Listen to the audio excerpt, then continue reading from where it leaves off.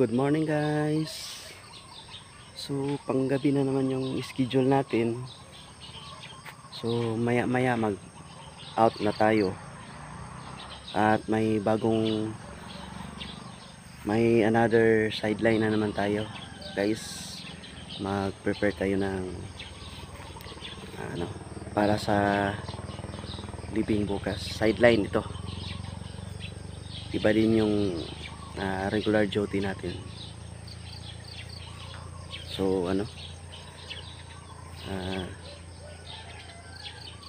by 16 yata mag leave ako dito. So hindi muna ako ninyo makita sa YT, maliban na lang sa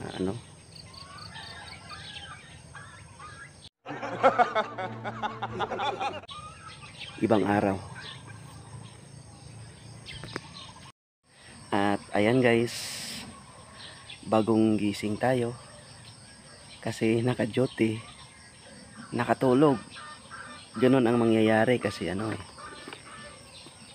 hindi naman tayo maniniwala na kapag night shift ka, isang gwardiya mag-duty sa gabi, hindi makatulog. Hindi tayo maniwala dyan kasi guard din ako, makatulog talaga ako. Maka-idlip tayo ng mga, hindi yata yan matawag na idlip kasi 2 oras, 3, ganun. Pero pag makagising ako after that, magro-robing talaga ako sa area kasi mahirap naman yung tulog na lang tayo ng tulog. Lame kayo, okay kayo. Saka yun nga guys, this coming 16, hindi muna siguro ako makapag-upload. Parang tahimik ako within 10 days kasi magbakasyon ako doon sa amin, doon sa papa at mama ko. Kasi nga 13 is birthday ng papa ko, ika 70th birthday niya. Ika 70 na birthday niya. So saka August 9 birthday ko rin. So yung isahin lang namin yung gasto kung may katayin yata na baboy. So August 13 ako, yung papa ko is August 9 ako, yung papa ko August 13.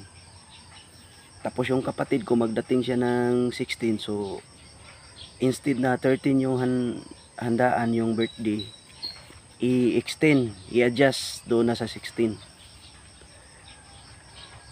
13 kasi yung birthday ng tatay ko. So ang mangyayari, magdating yung kapatid ko is 16. So doon na po yung handaan. Isasabay na po yung sa akin na birthday. 9 kasi ako.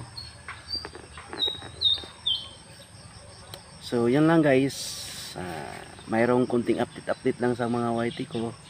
Hindi ganong madalas kasi yung pahirapan kasi sa signal doon. Kaya huwag kayong magtaka guys, paminsan-minsan lang ako, mga kaibigan ko. Yan lang po. Bye bye.